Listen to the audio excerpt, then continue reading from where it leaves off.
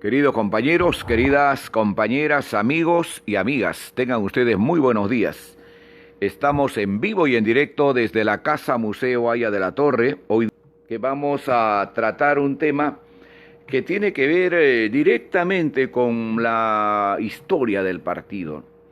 La semana pasada hemos hecho un recorrido por los libros de Jorge Basadre, ¿no? Especialmente algunos tomos. Aquí hemos trabajado para estas 12 ediciones con la quinta edición que él publicó en 1961.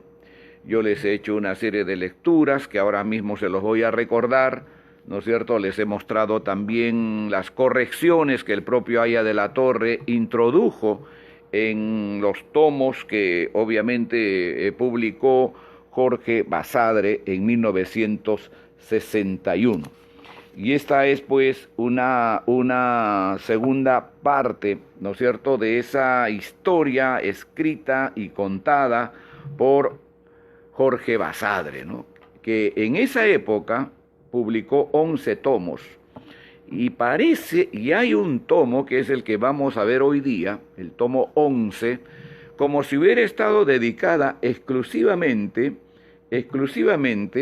al APRA, ¿no? Porque ahí está casi de una manera muy secuencial lo que fue el APRA, ¿no es cierto?, especialmente desde el retorno de Haya de la Torre, ¿no? De manera que creo que es importante establecer eso que a mí me parece que es fundamental. Pero la semana pasada también hemos tocado esa relación, esa vinculación tan estrecha que tuvo en este caso la generación del centenario, ¿no?, que donde estuvo también Raúl Porras Barnechea, donde estuvo Luis Alberto Sánchez. Quizás en el futuro sea bueno, y por eso estoy trabajando el testimonio de Luis Alberto Sánchez, que bueno, yo lo leí hace muchísimos años, ¿no? No tengo esa mente tan extraordinaria o esa inteligencia tan extraordinaria que tienen otros de poder captar toda la lectura en la primera arremetida que uno hace, ¿no? Me gustaría, ¿no? No tengo, no puedo. Siempre una relectura a uno lo ubica mejor, ¿no? No sé si les pasa eso a ustedes, ¿no? Seguramente hay gente muy adelantada en esos temas que con una sola lectura puede pues captar todo. Pero siempre creo que una relectura nos abre más el horizonte, nos hace adentrarnos más en lo que nosotros queremos más o menos aprender, saber, conocer, ¿no? Y yo les digo, esta segunda lectura que estoy haciendo del testimonio personal de Luis Alberto Sánchez, que dicho sea de paso son 4 tomos, ¿no es cierto?, para mí es muy significativo, porque otra vez te va adentrando en esas etapas que naturalmente también están escritas en otras publicaciones, está también desarrollada por otros historiadores de que de una u otra manera tienen en muchos casos afinidad con el partido, ¿no? En la historia del APRA, en Víctor Raúl, en el mismo Luis Alberto Sánchez, en la biografía, ¿no?, en Roy Soto Rivera, etcétera, etcétera, ¿no? Pero yo quisiera, y con cargo a que lo trabajemos después, el libro de Luis Alberto Sánchez, no solamente respecto a esa relación, a esa vinculación que en ese tiempo tuvo con Jorge Basadre y con ese grupo, y ahora vamos a dar lectura a quienes conformaron la generación del centenario, que Sánchez lo llama de otra manera, ¿no? Le pone otro nombre, pero bueno, es obviamente Sánchez además, ¿no?, con toda la autoridad. De manera que creo que es importante, pero el compromiso para que en el futuro, no sé si la próxima semana pueda ser, o más adelante, poder adentrarnos en el testimonio de Luis Alberto Sánchez y ligarlo de una u otra manera, ¿no es cierto?, a lo que fue también la historia del partido. No se olviden que Sánchez se afilió al APRA en 1931, ¿no?, en mayo de 1931, unos meses antes que Haya de la Torre llegara o regresara al Perú. Y además Sánchez lo cuenta que lo hizo por insistencia, ¿no es cierto?, de una manera muy sostenida de parte de Manolo Seoane. Bueno, pero en ese lapso, en ese tiempo, en los, digamos, 10 años en los cuales Sánchez no era militante del partido, también él fue parte de toda esa relación, esa vinculación que hubo con todos los intelectuales de ese tiempo, ¿no? Su relación, su vinculación con José Carlos Mariátegui, con Porras Barnechea, con Jorge Basadre, etcétera, etcétera, ¿no? Entonces permítanme solo leerles, ¿no es cierto?, esa partecita que a mí me parece que es importante, ¿no?, que tiene que ver con lo que yo llamo la generación del centenario, ¿no? Y qué relación y qué vinculación también encontraremos, y ojalá sea un motivo de análisis, de estudio más adelante, ¿no es cierto?, para ver esa relación, esa vinculación también con los otros grupos que fueron apareciendo en muchísimos lugares del país, entre ellos especialmente en Trujillo, ¿no?, como hemos visto el día miércoles justamente en la biblioteca de Manuel González Prada. Ahí hemos leído, hemos visto con un poquito más de acuciosidad el libro voluminoso, pero bien investigado, bien hecho por el historiador Germán Peralta, ¿no?, Antenor Orrego y la Bohemia de Trujillo, no se olviden, que tiene prácticamente el tiempo, ¿no es cierto?, los años con la generación del centenario. Hay alguna ligazón, y Sánchez lo vincula exclusivamente, en algún momento, a Haya de la Torre, a la generación del centenario, ¿no?, que después va a decir no se pudo publicar el trabajo de Haya de la Torre porque él se fue al Cusco. Como ustedes saben, en 1917, Haya de la Torre viajó al Cusco a tener una relación, vinculación con un tío que tenía allá, y además adentrarse en lo que era esa ciudad, esa región, ¿no es cierto?, a comprender realmente la explotación de los indígenas allá, ¿no? Y Sánchez va a decir también, si Haya de la Torre no hubiera estado en el Cusco en ese tiempo, creo que hubiera sido solo un buen escritor y un buen profesor, ¿no?, y no hubiera tenido esa espectacular presencia, no solo en el país, sino en América Latina, ¿no? De manera que Sánchez indica que la presencia de Haya de la Torre en el Cusco fue muy trascendente, muy importante para su formación. ¿Qué dice Luis Alberto Sánchez? Y yo lo vinculo, lo relaciono, porque de alguna manera es el preludio a lo que va a ser después el tema que vamos a tratar, que está relacionado con Basadre, ¿no? Y entonces dice Luis Alberto Sánchez de la generación del centenario, ¿no? De allí que, recogiendo las sugestiones de los dos maestros de historia y de Belaúnde, promotor de varias aventuras intelectuales, resolviéramos estudiar, al margen de todo criterio tradicional, los orígenes y el desarrollo del movimiento emancipador de él y en el Perú. Queríamos producir una nueva historia de ese periodo para el entonces próximo primer centenario de la independencia, a celebrarse el 28 de julio de 1921. Ahora ya ustedes comparen, pues, ¿no?, con lo que va a ser dentro del próximo año, el bicentenario, ¿no?, la calidad de estos personajes que se enfrascaron en el estudio, en la relectura, en el reescribir, en todo caso, o escribir, ¿no es cierto?, la historia del Perú, ¿no? Basadre, Porras Barnechea, Luis Alberto Sánchez, cuyo nombre vamos a... El conversatorio se materializó, queríamos producir una nueva historia de ese periodo, para el entonces próximo primer centenario de la independencia, a celebrarse el 28 de julio de 1921. Queríamos producir una nueva historia, dice Sánchez, ¿no?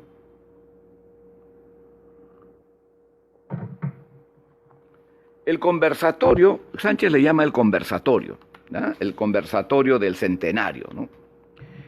no sé si Basadre la llama la generación del centenario, no se me está escapando en este momento lo que Basadre bautizó a ese grupo que trabajó entonces, ¿no es cierto?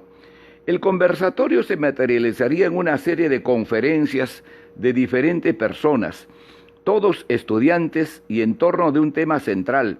Iniciamos así un auténtico complejo acerca de nuestra preemancipación. Cada conferencia debía imprimirse en un folleto. Cada ejemplar se vendía a 50 centavos. Con el total formaríamos una obra concordada y revisada. Empezamos con la conferencia de Jorge Guillermo Leguía, Lima en el siglo XVIII, que ha tenido varias ediciones, una bella estampa de aquella época. Siguió Raúl Porras Barnechea, ¿no? Acá le pone solo Raúl Porras, con su brillante estudio sobre don José Joaquín de la Riva, el agudo y polémico clérigo que alternó loas a Abascal y a Bolívar. Yo di la tercera sobre los poetas de la Revolución, deteniéndome especialmente en Olmedo y tratando de enaltecer a Melgar, humillado por el desdén de sus exégetas. Fueron las tres únicas conferencias impresas.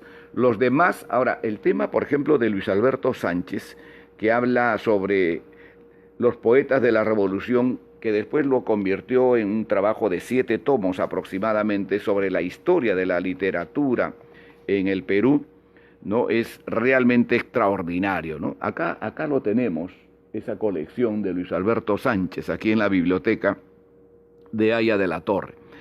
Empezamos, bueno, eso ya les leí. Yo di la tercera sobre los poetas de la Revolución, deteniéndome especialmente en Olmedo y tratando de enaltecer a Melgar, humillado por el desdén de sus exégetas. Fueron las tres primeras únicas conferencias impresas. Los demás miembros del conversatorio dieron las suyas esporádicamente, pero no las recogieron en folleto.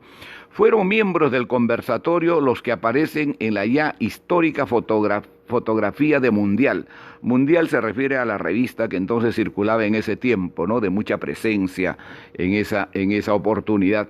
Número extraordinario de julio de 1921 y algunos más, a saber, ahí va a dar la relación de quienes conformaron, ¿no es cierto?, lo que él llama el nombre que está por aquí, que se me va en este momento, bueno, la generación del centenario, como yo le he puesto, ¿no?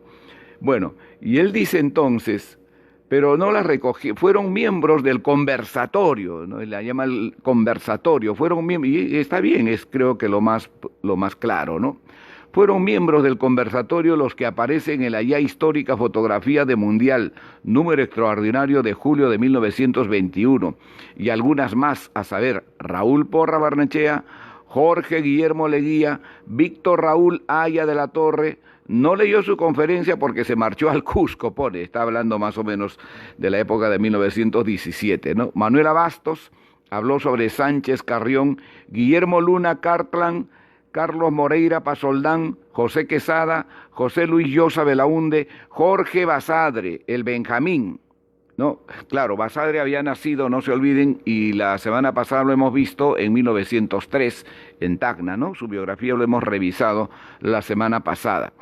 Jorge Basadre, el Benjamín, quien ha negado a veces su participación. Bueno, acá hay una especie pues de puya contra Basadre, ¿no?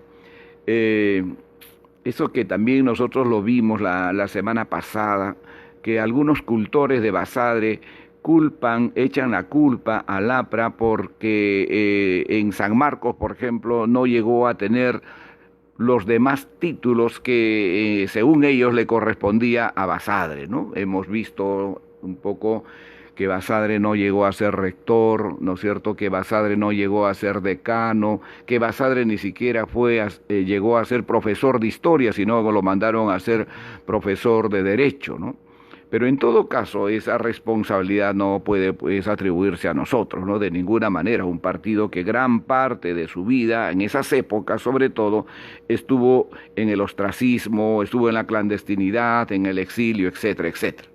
Bueno, sobre eso quizás sea bueno en algún otro momento poder auscultar mejor sobre todo los tiempos, ¿no? Que es tan importante cuando se escribe también la historia, porque a veces a ustedes le pueden responsabilizar de un tiempo, de unos años en los cuales naturalmente por esa circunstancia su movimiento, su partido estaba en la clandestinidad, y qué responsabilidad podía tener en este caso el APRA en lo que le sucedía o le sucedió a Jorge Basadre, ¿no? La generación del conversatorio, cuya actividad coincide con el movimiento de la reforma universitaria, 1919, fue predominantemente historicista. La sombra de Vice nos amparaba.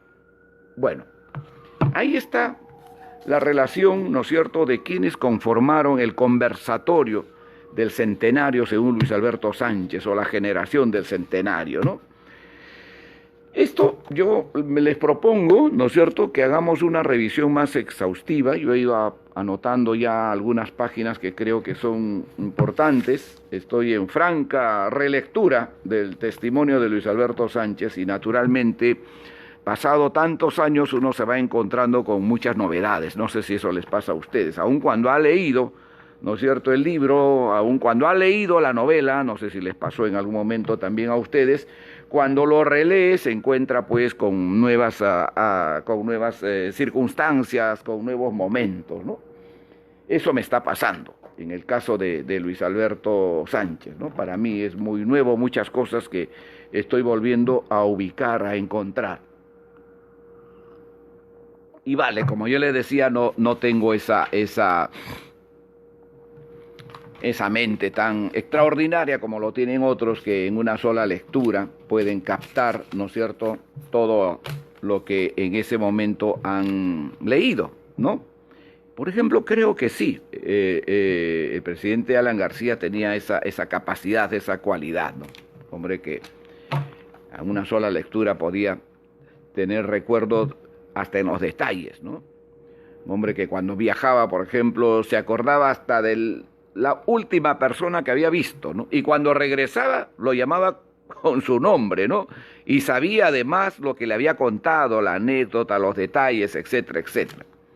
Eso, por ejemplo, a mí no me pasaba, ¿no? Naturalmente, para poder fijarme en un compañero, en una persona, tenía que haberlo visto pues varias veces, haber tenido mucha relación, mucha amistad, como hemos tenido con cientos de compañeros en el partido, ¿no? Bueno, pero recordemos un poco, la semana pasada, ¿no es cierto?, hicimos también algunas lecturas respecto a lo que Basadre habló de Haya de la Torre y habló del APRA, ¿no? Y entonces, en el tomo octavo, y le dimos lectura también en la página 3907, y aquí está.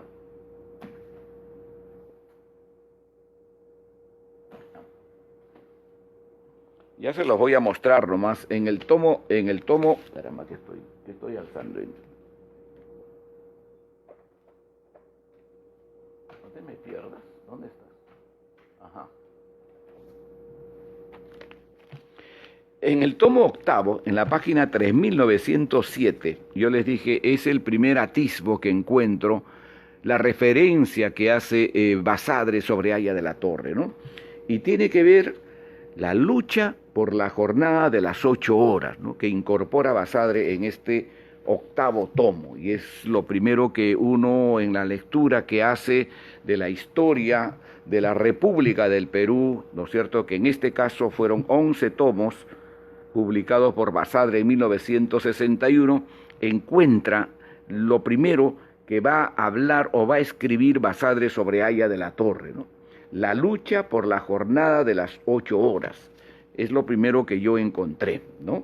Ahora, también, como les dije en algún momento, no hay pues una relación o no se menciona ahí con mucha claridad, con mucha veracidad, ¿no es cierto?, el papel preponderante de Haya de la Torre en la jornada por las 8 horas de trabajo, ¿no?, que creo que es muy importante poder volver a decirlo, como lo hemos dicho la semana pasada. Pero también dijimos que lo importante es que un historiador de esta dimensión, como es Jorge Basadre, recoge esa circunstancia, esa presencia de Haya de la Torre, ¿no es cierto?, en la jornada por las 8 horas de trabajo, ¿no?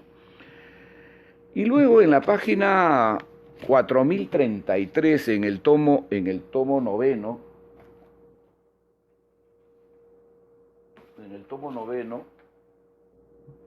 4033, en el tomo noveno, ¿no es cierto?, Basadre va a recoger también esa gesta histórica, ¿no es cierto?, que de una u otra manera va a hacer que la Universidad Popular Manuel González Prada, que estaba conjuncionada por los obreros y por los estudiantes, tuviera su primera jornada épica, ¿no?, con los dos mártires que siempre los recordamos, Manuel Alarcón y Salomón Ponce, ¿no es cierto?, que murieron trágicamente ese 23 de mayo de 1923.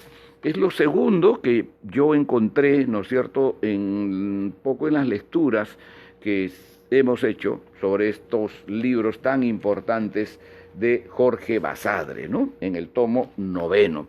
A propósito, ¿no es cierto?, del 23 de mayo de 1923, el profesor, el historiador Germán Peralta, acaba de concluir un trabajo que tiene más de 350 páginas, porque, claro, Basadre no lo cuenta, pero tampoco hemos leído, ¿no es cierto?, con mucha profundidad, qué pasó después del 23 de mayo de 1923, esos 5 meses antes de la deportación, antes del exilio de Haya de la Torre, que como ustedes saben fue en octubre de 1923.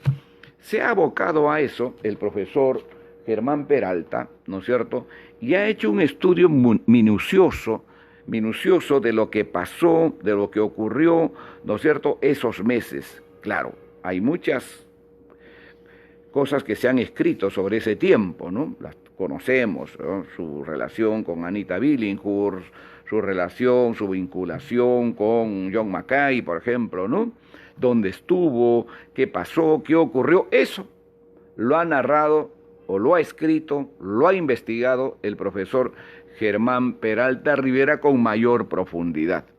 Y cuando tuve oportunidad de conversar con él, me indicó que ya había concluido y que son más o menos 350 páginas, de manera que es un estudio pues muy enjundioso, ¿no? Me imagino, ¿no? Ojalá tengamos acceso a la lectura en algún momento. Además hay un hecho en la época del 23 de mayo de 1923, no se olviden, que también el mismo historiador Germán Peralta, ¿no es cierto?, tuvo oportunidad de explicarlo aquí mismo en la biblioteca en un programa que hicimos, esa famosa polémica que hubo entre Emilio Lizón, ¿no es cierto?, el arzobispo de Lima, y Haya de la Torre, antes del 23 de mayo de 1923, lo cual es muy importante hacerle también un seguimiento a esas etapas, ¿no? Luego, en el tomo noveno, en la página 4038, ¿no es cierto?, hablamos también, y les hice lectura, ¿no es cierto?, de la deportación de Haya de la Torre, ¿no? Aquí está en la página 4038. Inclusive yo les mostré cómo Haya de la Torre iba corrigiendo, porque estas son libros, ¿no es cierto?, estos tomos son propiedad de Haya de la Torre. Él en los costaditos le iba corrigiendo inclusive fechas, nombres, ¿no es cierto?, a Basadre. Ese era lo que le caracterizaba a Haya de la Torre, no solamente en estos voluminosos tomos de Basadre, sino también en todas las lecturas que hacía Haya de la Torre, ¿no? Entonces, la fecha de la captura le pone ahí el 2 de octubre de 1923, por ejemplo, ¿no? Aquí está narrado la captura de Haya de la Torre, ¿no es cierto?, él en octubre de 1923 y su deportación. Y también les contamos en esa misma oportunidad, en la página 4206, de cómo Haya de la Torre iba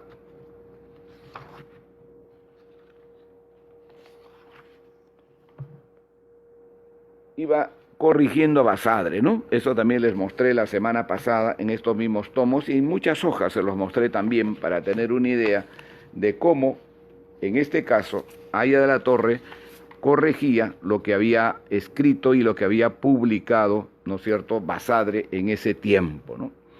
En este mismo tomo noveno, en la página 4196, por ejemplo, está una etapa muy importante y que tiene que ver con la relación que hubo y luego la distancia entre José Carlos Mariátegui y Haya de la Torre, ¿no es cierto? Eso también lo leímos, hicimos lectura sobre eso, ¿no es cierto?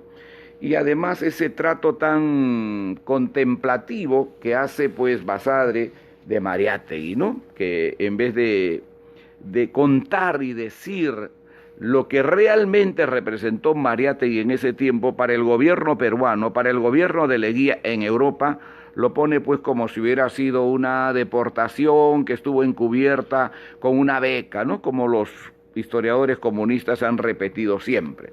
Y se ha demostrado, ¿no es cierto?, y eso está en distintas publicaciones, que Mariátegui fue objeto, ¿no es cierto?, de un contrato como funcionario público y fue además propagandista del gobierno de Leguía, ¿no?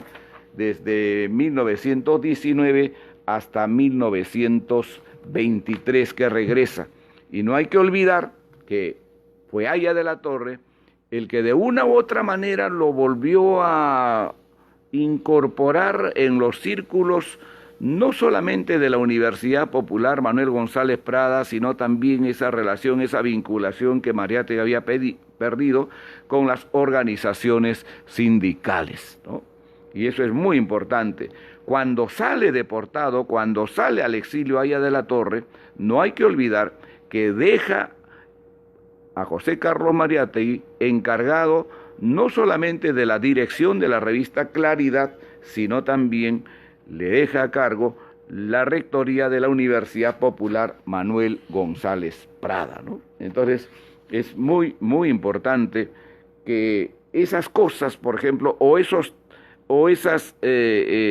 temas, lamentablemente, Basadre no lo recoge en su verdadera dimensión, ¿no? Y eso, pues, no dice bien de esta publicación, ¿no?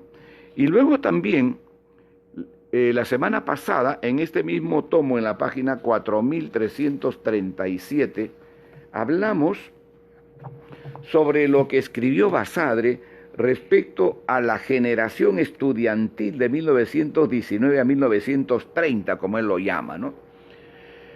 Pero aquí es casi nula la historia respecto a la reforma universitaria, ¿no?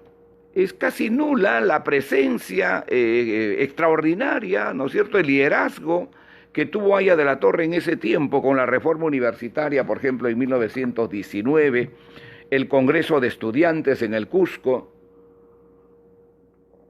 donde él participó además, ¿no? Y lo hemos mostrado la semana pasada también, los capítulos en los cuales él aparece inclusive firmando en el Congreso de Estudiantes del Cusco en marzo de 1920, ¿no? Entonces, no se recoge en su verdadera dimensión, ¿no? En este caso, la presencia extraordinaria que tuvo pues Haya de la Torre en la reforma universitaria, ¿no es cierto?, en las universidades populares Manuel González Prada, ¿no es cierto?, y en el Congreso del Cusco, ¿no? Y bueno, también Basadre, ¿no es cierto?, en este mismo tomo noveno, en la página 4384, recoge los periódicos, los diarios y las revistas que se fundaron en esa época, ¿no? Y aquí va a recoger lo que Haya de la Torre organizó, preparó y fundó como expresión del movimiento estudiantil, del movimiento obrero, la famosa revista que se llamó Claridad, ¿no? Y que después lo va a dejar a cargo de Mariátegui. Bueno, está en la página 4384, ¿no? Y dice: Víctor Raúl Haya de la Torre fundó en 1923 Claridad, relacionado con la obra que llevaba a cabo la Universidad Popular González Prada y dentro de un espíritu de agitación estudiantil. Y ya cuenta luego que deportado ahí a la Torre en 1924, ¿no es cierto?, Mariátegui va a asumir la dirección. La editora Minerva ha publicado la edición completa de Claridad hasta que Mariátegui dejó la dirección. Y es importante resaltar, y ahí creo que Basadre no es justo, ¿no es cierto?, en sus apreciaciones, en lo que escribe, cuando dice, por ejemplo, que Mariátegui le cambió la orientación, ¿no?, a Claridad en ese tiempo. Y eso no es verdad, porque en los siguientes números, ¿no es cierto?, de Claridad, después de la deportación de Aya de la Torre, al contrario, son números de homenaje a Aya de la Torre, ¿no?, estando él en el destierro. Y además hay muchos artículos que publican del propio Aya de la Torre, ¿no? Bueno, ¿y qué más escribió Basadre sobre Aya de la Torre? La semana pasada llegamos más o menos hasta esa página, ¿no?, hasta ese tomo. Y dejamos pendiente un tomo que creo que es importantísimo, ¿no?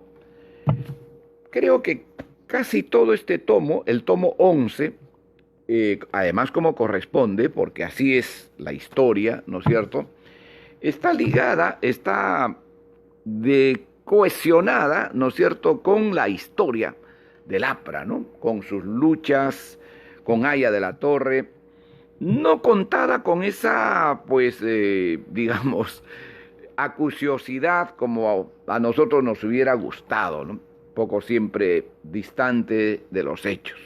Pero finalmente está escrito aquí por Jorge Basadre, ¿no? Y entonces dice en el tomo 11, ¿no es cierto?, en la página 158. Ya entramos entonces al tomo 11, la página 158. ¿Qué cosa escribe Basadre sobre el partido aprista y la candidatura de Aya de la Torre? No se olviden, ¿no es cierto?, que Aya de la Torre va a retornar al país en julio de 1931 y va a ingresar por Talara, ¿no? Su primer lugar en el cual Aya de la Torre va a tener su ingreso al Perú va a ser por Talara, ¿no es cierto?, en julio de 1931 y va a llegar a Lima aproximadamente el 15 de agosto de 1931. ¿no? Y entonces Basadre dice en la página 158, el partido aprista y la candidatura de Aya de la Torre, dentro del propósito de encarnar una completa renovación de obras y de ideas en la política y con la esperanza de reunir a la masa de opinión que había se manifestado hostil al retorno de los viejos políticos desplazados por Leguía y que maniobraban al lado de Sánchez Cerro, fue lanzada por su partido el APRA la candidatura de Víctor Raúl Aya de la Torre, cuya edad apenas llegaba al mínimo señalado para ocupar la presidencia de la República. Aya de la Torre había sido desterrado por Leguía en 1924, pone Basadre, ¿no? Y Aya de la Torre le jala ahí con un lápiz y le dice 1923, ¿no? Ahora puede ser también, pues, temas de tipografía, no vamos a echarle la culpa también de esto al propio Basadre, ¿no? Ocurre, sobre todo los que de una u otra manera estamos ligados a los temas de imprenta, y en ese tiempo, ¿no es cierto?, puede ser hasta entendible lo que pasó, ¿no? Cuando era presidente de la Federación de Estudiantes y había intentado lanzar su candidatura contra esta en 1929. Bueno, ahí viene pues esa distancia, esa diferencia con Mariátegui. Mariátegui toma como pretexto ese para decir, ¿no es cierto?, que la organización del APRA no debía ser un partido político, sino un frente, ¿no? Es cosa que finalmente Aya de la Torre le explica en una carta, ¿no? Aya de la Torre llegó a Talara en barco proveniente del norte el 12 de julio. Al pisar el territorio nacional, después de 7 años, recogió un poco de tierra y restregó con ella sus manos. Fue entusiastamente recibido. En vez de viajar de inmediato a Lima, fue a Tumbes, a Sullana, a Piura, a Paita, a Lambayeque, a Trujillo, a Cajamarca y también a localidades más pequeñas de la región. La más apoteósica de las manifestaciones en su honor llegó a ser la del 26 de julio en Trujillo. En ella hablaron, además de Aya, Antenor Orrego, el poeta Juan José Lora, los obreros Manuel Arévalo, Peña Montoya y otros. Cuando el jefe del aprismo estaba en el norte, el Comité Ejecutivo Nacional de su partido respondió a la invitación que Augusto Pérez Araníbar y sus colegas habían hecho para que participasen en la Convención General con el fin de aprobar un programa o plataforma mínima y elegir al candidato que debía recomendar a las masas electorales. El Partido Aprista Peruano, expresó Carlos Manuel Koch, secretario general de dicho comité en su nota del 4 de agosto de 1931, ha surgido en la política antes de estas vísperas electorales y habrá de sobrevivir a los comicios, es decir, que es un partido con función permanente dentro de la nacionalidad y no un grupo de personas reunidas alrededor de una transitoria lucha comicial. Sustenta principios que considera sagrados y sobre los cuales no admite transacciones. Considera que la desorganización que sufre el Estado y que se refleja en todas las actividades del país no es sino la consecuencia de la falta de partidos organizados sobre bases ideológicas. Bueno, eso era lo que el APRA expresaba en ese tiempo, el Partido Aprista Peruano, ¿no?, que ya había sido organizado en 1930, como ustedes saben, ¿no? Y en la página 160 está también la llegada de Aya de la Torre, ¿no es cierto?, que ya les he leído en la página 160. Por fin llegó Aya de la Torre a Lima el 15 de agosto de 1931, ¿no? Y hay que fijarse la fecha bien. 15 de agosto de 1931, en viaje por tierra, y tuvo una recepción imponente. Desde un balcón en la Plaza San Martín pronunció un discurso al que pertenecieron las siguientes frases: en el ejército civil, que es el aprismo. Bueno, el diario El Comercio pues se aprovechó de esta frase de Aya de la Torre, que llamó al APRA el ejército civil, ¿no? Y entonces nos acusaron en ese tiempo de querer hacer un ejército paralelo, ¿no es cierto?, un ejército que confronte con el ejército, con las Fuerzas Armadas, ¿no? Y esa fue la cantaleta del diario El Comercio pues durante muchísimo tiempo, ¿no? Por fin llegó Aya de la Torre a Lima el 15 de agosto de 1931 en viaje por tierra y tuvo una recepción imponente. Desde un balcón en la Plaza San Martín pronunció un discurso al que pertenecieron las siguientes frases: en el ejército civil, que es el aprismo, vengo como soldado dispuesto a marchar al frente y a llegar al sacrificio que se me pida. La expresión ejército civil, y acá viene lo de Basadre, ¿no es cierto?, debió enardecer a muchos y alarmar a otros. Una semana después, los comités de los diferentes barrios de la capital organizaron en la Plaza de Toros para el 23 de agosto una conferencia política de su candidato y para recolectar fondos. No se olviden que el evento del 23 de agosto de 1931 fue un evento en el cual el que quería escuchar a Aya de la Torre en la Plaza de Hacho tenía que pagar, ¿no? Bueno, y luego en la página 160 también, en ese mismo tomo que estamos viendo el día de hoy, habla Basadre también de las ideas y la organización del APRA, ¿no? Las ideas, la organización y la repercusión popular del aprismo. El APRA, como ya se ha recordado anteriormente en el capítulo sobre los nuevos planteamientos políticos y sociales durante el oncenio, apareció primero como una organización antiimperialista latinoamericana. Este es un libro que tenemos que curarlo, ¿no?, urgentemente, ¿no? Algunas hojitas se han desprendido y naturalmente hay que tener mucho cuidado, ¿no? Yo lo trato pues con mucha pulcritud, con mucho cuidado, porque son libros que han pertenecido a Aya de la Torre y están aquí en nuestra biblioteca, ¿no? Bueno, o para emplear una palabra aprista, miren, inclusive acá hay una cosita del propio Aya de la Torre, ¿ven? Víctor Raúl Aya de la Torre, que él dejaba seguramente como separador de página, me imagino, ¿no? Pero está con su nombre, ¿no? Que aquí está en este 11º tomo.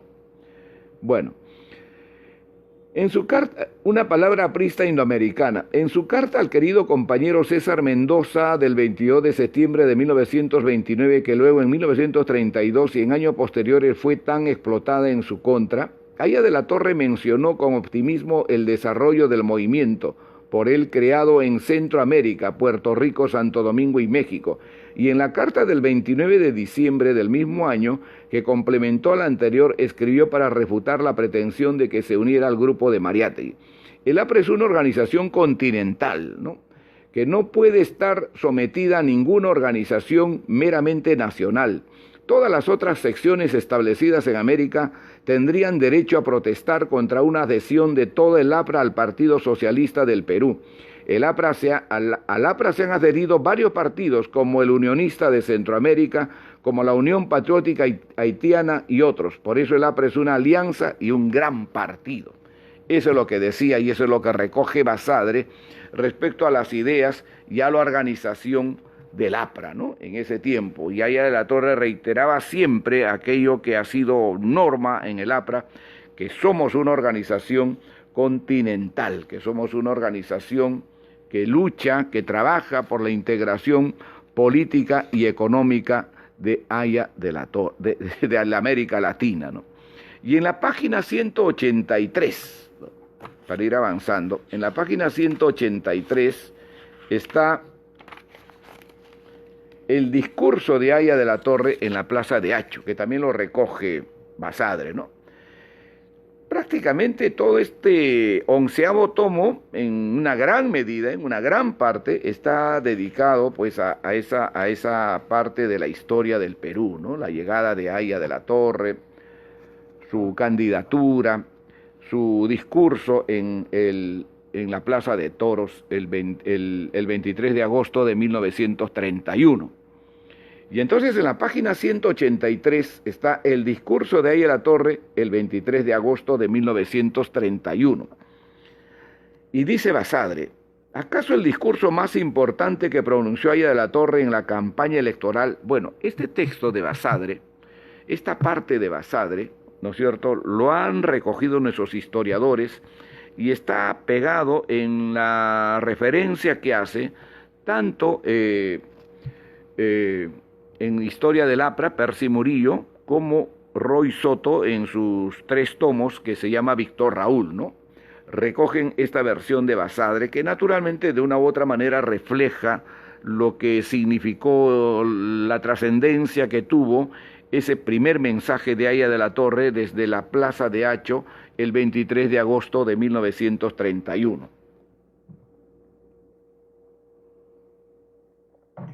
El discurso de Aya de la Torre el 23 de agosto de 1931.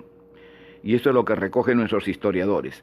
¿Acaso el discurso más importante que pronunció Aya de la Torre en la campaña electoral de 1931 fue el de 23 de agosto en una gran manifestación reunida en la Plaza de Hacho de Lima?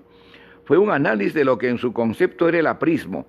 Comenzó por diferenciar el programa máximo del mínimo y recalcó que el Perú no puede apartarse de los problemas de América Latina y que América Latina no puede apartarse de los problemas del mundo. Dijo que el programa máximo continental no era sino la cristalización modernizada del viejo ideal bolivariano, ¿no? Su insistencia en manifestar, ¿no es cierto?, primero el concepto de la integración política y económica de la América Latina, que en Aya de la Torre fue siempre una constante, ¿no? Y desde su primer discurso, programa, ¿no es cierto?, el 23 de agosto de 1931, y antes en la inauguración del Congreso del Partido, ese mismo mes, ¿no es cierto?, será algo fundamental en los mensajes de Aya de la Torre, ¿no?, que también está reflejado, no se olviden, en la Constitución de 1979, en el artículo 100. Nunca me olvido, el artículo 100 de la Constitución de 1979 recoge el concepto de la integración política y económica de la América Latina y además la ciudadanía continental, cosa que la Constitución del 93 de esta mafia de Fujimori y de Montesinos naturalmente lo ha anulado, ¿no? Bueno, Fue un análisis de lo que en su concepto era el aprismo. Comenzó por diferenciar el programa máximo del mínimo y recalcó que el Perú no puede apartarse de los problemas de América Latina y que América Latina no puede apartarse de los problemas del mundo. Dijo que el programa máximo continental no era sino la cristalización modernizada del viejo ideal bolivariano. Afirmó que el Perú, zona en formación, tenía que impulsar su incorporación en el gran todo de la zona económica latinoamericana. Insistió en que el Perú se había hecho política sin concepto económico y que por ello no había estadística nacional ni censo. Estos temas, queridos compañeros, queridos amigos, lo hemos tratado en un programa muy especial cuando hemos recordado, ¿no es cierto?, el discurso programa de Haya de la Torre el 23 de agosto de 1931. Hicimos un programa sobre los planteamientos de ver cómo esta organización, este partido, presentaba por primera vez en la historia del Perú un plan de gobierno, ¿no?, en una campaña electoral. Le expresaba, ¿no es cierto?, a la ciudadanía los propósitos que tenía como organización política, pero además era un examen de la realidad económica y social del país, que es muy interesante resaltarlo, ¿no? Bueno, afirmó que el Perú, zona en formación, tenía que impulsar su importancia en el gran todo de la zona económica latinoamericana. Insistió en que el Perú se había hecho política sin concepto económico y que por ello no había estadística nacional ni censo. Entró en un terreno histórico al desarrollar la idea de que la independencia solo constituyó la emancipación del latifundio sudamericano de la corona de España para desarrollo de la gran propiedad y para dar a las clases propietarias el control del Estado.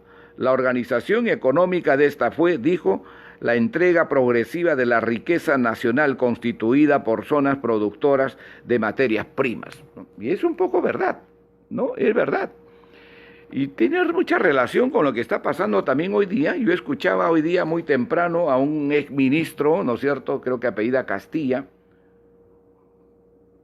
en una entrevista que le hacían en una radio, y decía, cuando, a propósito del tema de la AFP, ¿no?, cuando la gente quiere retirar su dinero es populismo, ¿no? Llama populismo, cuidado, que la economía se desfasa, la economía se cae, ¿no? Pero es el dinero de los que han puesto ahí, ¿no es cierto?, por una buena cantidad de años, de tiempo, ¿no es cierto? Y cuando lo quieren retirar es populismo, su plata. Pero cuando el Estado acude y presta 30.000 millones de soles con la garantía del Estado, ¿no es cierto?, a las grandes empresas, a los grandes consorcios, a los ricos de este país, no, es poner, ¿no es cierto?, la economía en orden, según estos analistas ahora, ¿no?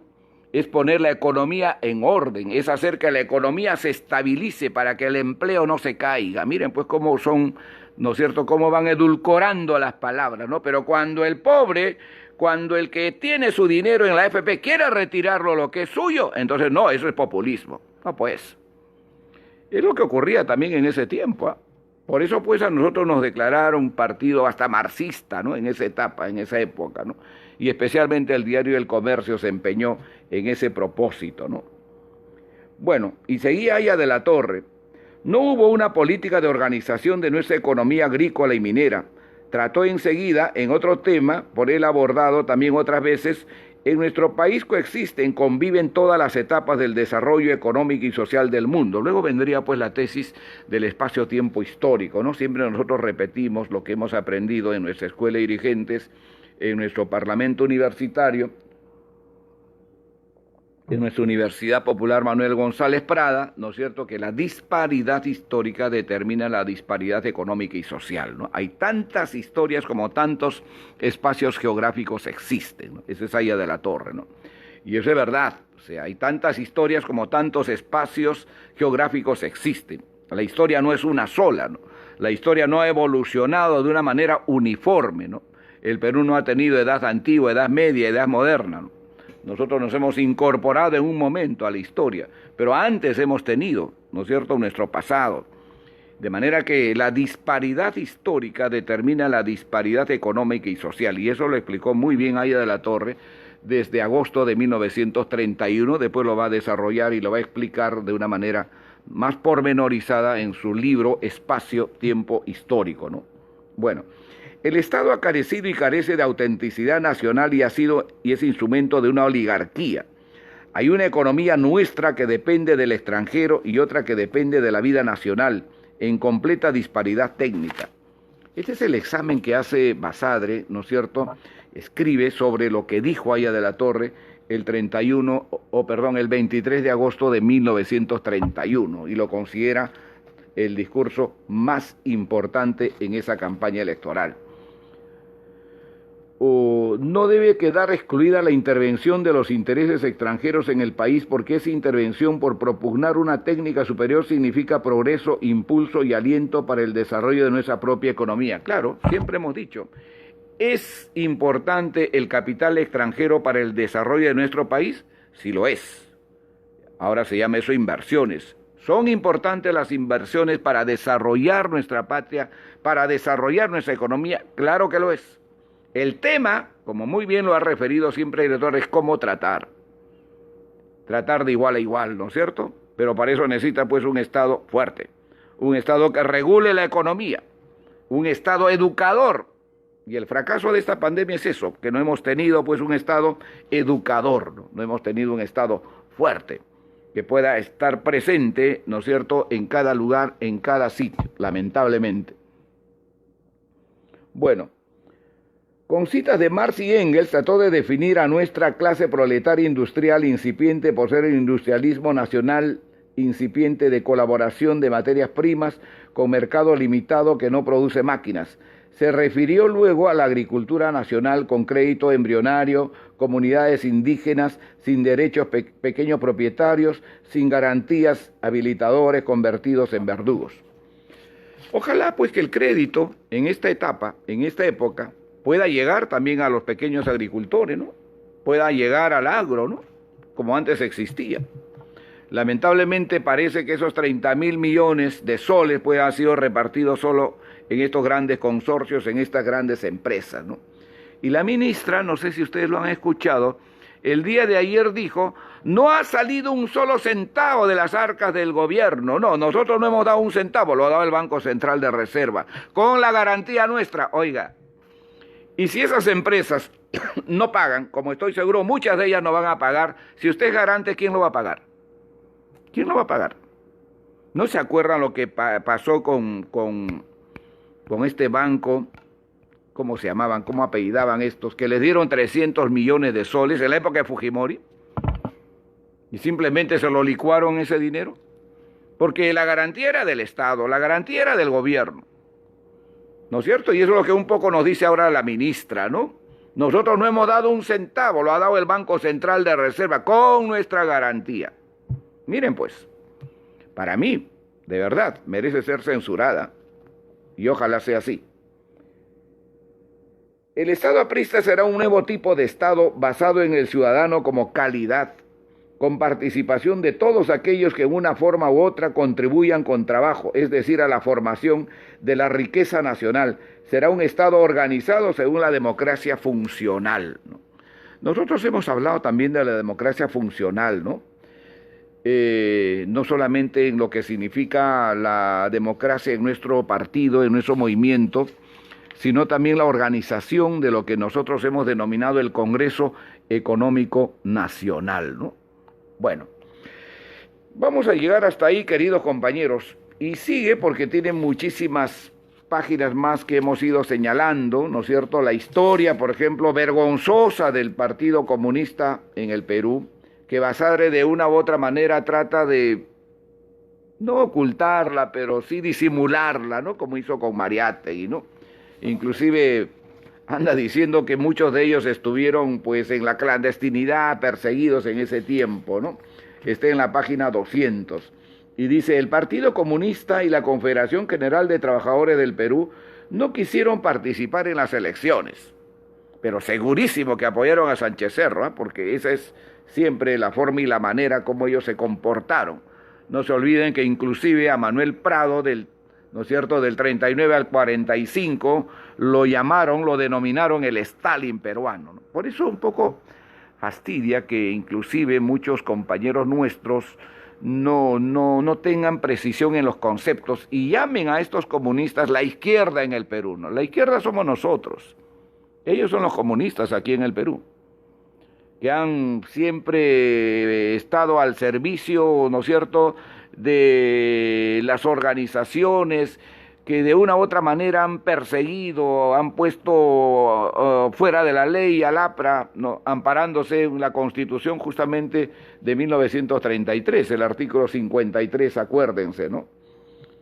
Bueno, por otra parte, vivían entonces bajo un régimen de persecución. Anatemizaron a los candidatos Sánchez Cerro, Aya La Torre, La Jara y Osores como feudales burgueses y pequeños burgueses de todas las pintas que se disputaban la dirección del Comité Administrativo de los Negocios de la Burguesía. Basaron con mucho optimismo sus esperanzas proselitistas para el cercano futuro en la profunda crisis económica que afectaba al país. Miren, le dedica 10 líneas, ¿no? Y termina diciendo, el dirigente máximo del comunismo peruano era entonces Eudosio Rabines, gran traidor, ¿no? Bueno, eso está en la página 200. Es decir, Basadre, ¿no es cierto?, a este movimiento que se llamó popular, que se llamó el heredero de Mariátegui, ¿no es cierto?, no le dedica más de 15 líneas, pero muy bien oculta su presencia, su participación en ese tiempo, ¿no?, que creo que sería materia de seguir investigando y averiguando, ¿no? En la página 201, Basadre, ¿no es cierto?, primero va obviamente a hablar sobre el proceso electoral, ¿no? Ya estamos después del discurso de Aya La Torre, la campaña que hubo, las trifulcas que hubo, ¿no es cierto?, enconadamente entre estas fuerzas que participaban en el proceso electoral, y en la página 201 va a hablar sobre los resultados electorales, ¿no? Y de alguna manera Basadre justifica el fraude contra Aya de la Torre, de una manera bastante, no sé, pues, qué palabra poder utilizarlo, ¿no? No, yo no utilizaré una palabra extrema, no, tampoco quiero herir al historiador, pero una palabra que pudiera de alguna manera reflejar lo que Basadre escribió, ¿no?, sobre esa etapa, sobre ese tiempo, que a todas luces fue un fraude y que se comprobó después y que está contado en muchos libros. Pero aquí se justifica de una u otra manera, ¿no? Y entonces dice, ¿no?, sin embargo, es interesante hacer algunas reflexiones adicionales. En primer lugar, si se suman las cifras correspondientes a los votos de La Jara y de Osores y las de quienes no sufragaron, 21.921, 19.000, 68.000, etc., se obtiene un total de 110.000. O sea, una cantidad muy importante, el 28%, o sea, mayor que la correspondiente a Aya de la Torre, quien obtuvo el 27%. O sea, suma a los tres que seguían para decir, ¿no es cierto?, cuidado, que si sumamos estos tres, Aya de la Torre hubiera tenido un punto menos que ellos juntos.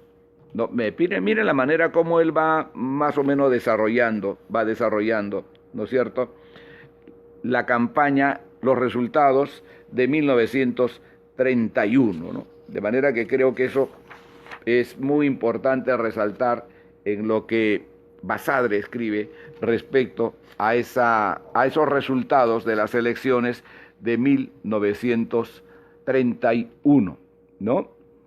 Bueno, luego Basadre va a llegar, ustedes saben, el comandante Jiménez fue parte del grupo que comandó Sánchez Cerro, que dio el golpe a Leguía, ¿no?, en 1930. Y él va a hablar como el comandante Jiménez, ¿no es cierto?, va a ser dejado de lado por este gobierno que se instaló en 1931, en diciembre de 1931. ¿Y por qué para nosotros es importante el comandante Jiménez? De pronto surge el nombre del comandante Jiménez y me dirán, pero ¿y por qué lo estás mencionando? Porque el comandante Jiménez va a tener una relación estrecha, va a tener una relación muy importante con Haya de la Torre y va a ser parte un poco de lo que podría haber sido el 9 de julio de 1932 la Revolución de Trujillo, ¿no? Había una coordinación estrecha con él, inclusive Cucho Haya de la Torre, ¿no es cierto?, en los preparativos para la Revolución de 1932 mandó un nexo a Chile donde estaba el comandante Jiménez para poder coordinar el alzamiento del 1932, que no era la fecha, ¿no es cierto?, en la cual el Búfalo Barreto jefaturó el levantamiento. Entonces el comandante Jiménez y las elecciones es muy importante para nosotros, ¿no? Y lo menciona Basadre aquí en la página 208. Y permítame leer para ya terminar estas lecturas, ¿no es cierto? El comandante Jiménez y las elecciones. El comandante Jiménez, que había provocado un proceso electoral en el cual ninguno de los postulantes fuertes podía de veras satisfacerle, cometió además, si es que tenía planes ocultos, el error de mantener en los altos cargos militares a jefes y oficiales que no eran en realidad amigos suyos, sino secuaces de Sánchez Cerro. ¿Acaso no tenía otros a la mano? Al vigor que a la candidatura de este jefe daba la conjunción formada por sus masas y los elementos acaudalados o prominentes, se juntaba con no menor importancia el que provenía del apoyo del ejército. Este que antes, a fines de 1930 y comienzo de 1931, habíase manifestado muy dividido, habíase con excepciones unificado alrededor del caudillo de la sublevación de Arequipa. No solo contaba él con la adhesión del comando en su totalidad, sino también con la de muchos subalternos. El de Jiménez llegó a ser un caso extraño. Fue un jefe capaz, patriota, inteligente, valeroso, activo. Tuvo actitudes deslumbrantes, como la de presentarse en el cuartel de Santa Catalina durante el motín del sargento Guapaya. Su historial antileguista era mucho más rectilíneo que el de Sánchez Cerro, quien aceptó cargos del gobierno de 1919 a 1930. Subdecano de los presos de la isla de San Lorenzo. Jiménez, puesto en libertad, manejó un camión hasta que cayó Leguía. Sin embargo, carecía de magnetismo ante las masas civiles o castrenses. El nuevo régimen, casi inmediatamente después de constituido, lo hizo pasar a la disponibilidad. Bueno, eso fue lo que pasó con el comandante Jiménez. Y luego ya en la página 213, ¿no es cierto?, vamos a entrar al capítulo 5, y va a ser ya el relato de Basadre, el clima de la violencia, ¿no es cierto?, entre diciembre de 1931 y marzo de 1932, la primera etapa, ¿no?, antes de la captura de Haya de la Torre, que va a ser en mayo de 1932, no se olviden, ¿no?, y la revolución de Trujillo el 7 de mayo de 1932. Todo eso está en estas siguientes páginas que ya lo he anotado, pero por el tiempo y por la hora no creo que sea suficiente para poder completar todo esto que me parece, ¿no es cierto?, necesita un programa nuevo, porque aquí inclusive la etapa de confrontación entre el APRA y este nuevo gobierno que se había instalado le va a llamar Basadre, no sé, en el capítulo 6, la guerra civil en 1932 y en 1933. Creo que vale la pena poder hacer un programa adicional sobre esta etapa que es bastante importante y además yendo a nuestras propias fuentes, ¿no?, a nuestros propios libros también para hacer lectura. Yo he anotado ya las páginas que hay que desarrollarlas en este libro de Basadre y tiene que ver con la página 213, la página 218, la página 224, la página 225, la página 236, la página 239, la página 252, 263, 264, 271, 272. Llegaremos hasta la revolución de Trujillo con Basadre. Creo que ahí nos quedamos. Aquí nos quedamos, ¿no es cierto? Creo que hemos analizado una etapa que tiene que ver desde el retorno de Haya de la Torre en julio de 1931 hasta el proceso electoral en octubre de 1931, la campaña electoral, el discurso programa de Haya de la Torre, ¿no es cierto?, los encontronazos iniciales que hubo en esas campañas, la manera como observa Basadre el proceso electoral, sus conclusiones que él saca, ¿no es cierto?, un poco mezquinas con Haya de la Torre, y creo que es importante, porque de una u otra manera refleja lo que Basadre en este caso escribió de esa etapa, pero un poco también a nosotros nos hace pensar la distancia que efectivamente tenía el historiador con el APRA. Bueno, han sido ustedes muy amables, muchísimas gracias por esta oportunidad. Nos volveremos a encontrar el próximo miércoles desde la biblioteca de Manuel González Prada. Hoy día ya estamos un poco envueltos con tibio sol aquí en Vía Mercedes. En la mañana hacía bastante frío, ¿no? Ya el frío nos está envolviendo en todo Lima.